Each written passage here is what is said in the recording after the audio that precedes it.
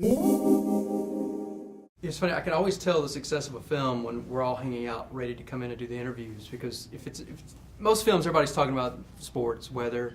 Films like this, all anybody's talking about is the film, how cool this was, how great this was, this element of the film, this perspective of the film. And I have to admit that they're right. I mean, there's the first probably 1/2 to 2/3 of the movie, I was thinking, if I could live 7 lifetimes and I would never be as cool as David is. There's that swagger, that look.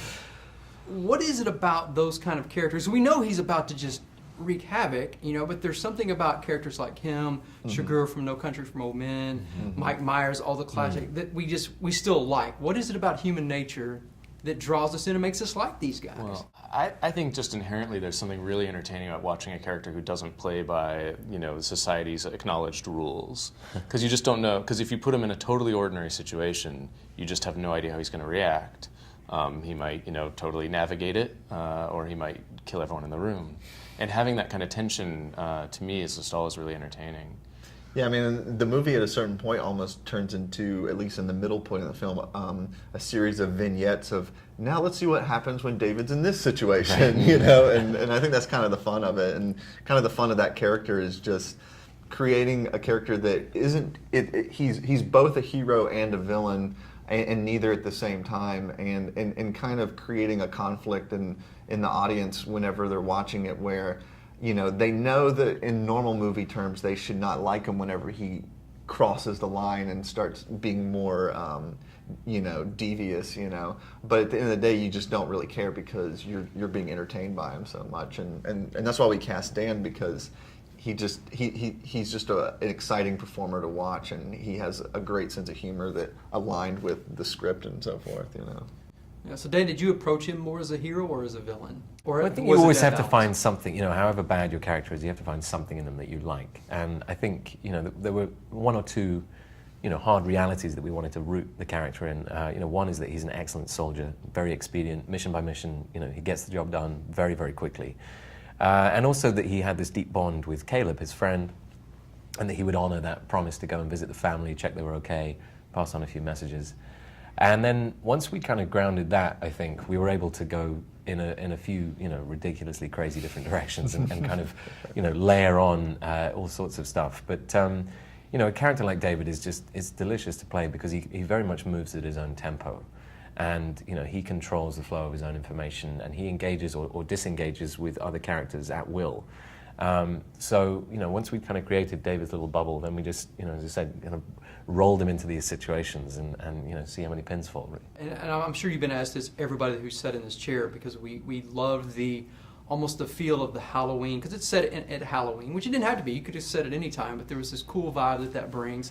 And then the John Carpenter-ish music behind it. Mm-hmm. Was that the original intent, or once you guys got on set and started adding the little pieces and building the blocks, was it like, hey, let's do this and add this element? The first thing that I asked Simon to include in the script, and I always give Simon total space as a writer to creatively come up with the story and characters really in whatever direction he wants to take it, because that's how I find my influences from, his take on things. And but the one thing that I did ask him was to make sure to set it during Halloween itself, and that was just to give the movie sort of like a little bit of a context, and and there's something about Halloween in general that I think just gives people a sense of nostalgia.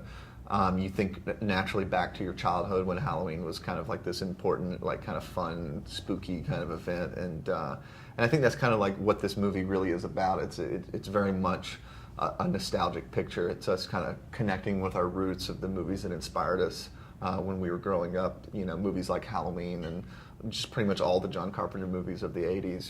Something else that was cool was, except for maybe the mom, every character is just a little off. I mean, the dad's quirky. I mean, he's hilarious. I mean, the daughter is. Everybody they all have these ticks and quirks about them. I mean, do you like writing characters like that, or do you write knowing, hey, he's going to have fun directing this character since you guys have worked so well together?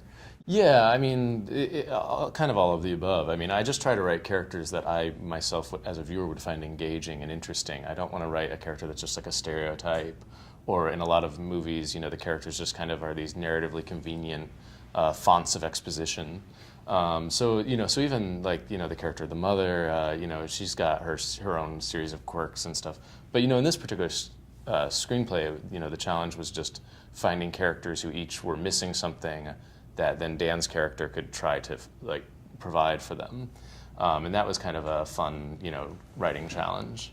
My favorite scene was the scene in the bar. That was just awesome. I mean, I would love to have the opportunity to do that, you know, but you know, we don't. You're not the first person to say that. Yeah, Yeah. it is the kind of a sort of dream fulfilled for a lot of people, I think. Yeah, was there a lot of, did you get to improv some of that, or was that all scripted? And how much flexibility did they give you just to go in there and just do what you do? I guess, yeah, we had a little fun sort of playing around with the tone of the preamble and kind of, you know, building, you know, David really by that stage enjoying the sense of the havoc he's about to wreak, knowing with perfect confidence that he's going to, you know, execute this mission.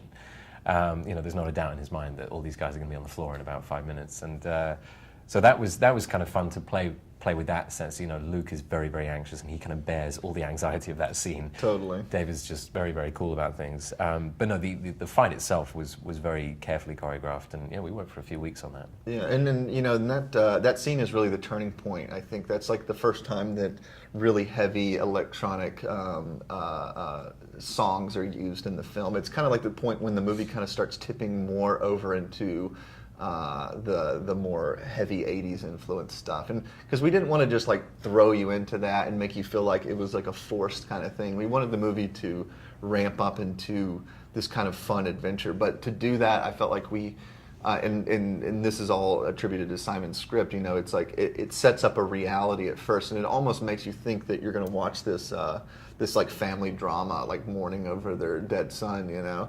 and that's the point where I think we start tipping our hat just a little bit and saying like this movie's meant to be fun, and this is the point where things start shifting in that direction, you know. Well, it was a lot of fun. I appreciate your time today, guys. It was great. That's So yeah, great. it's Thank probably you. the most fun I've had in a while. Oh, that's great. great. I'm sure you guys are hearing that a lot.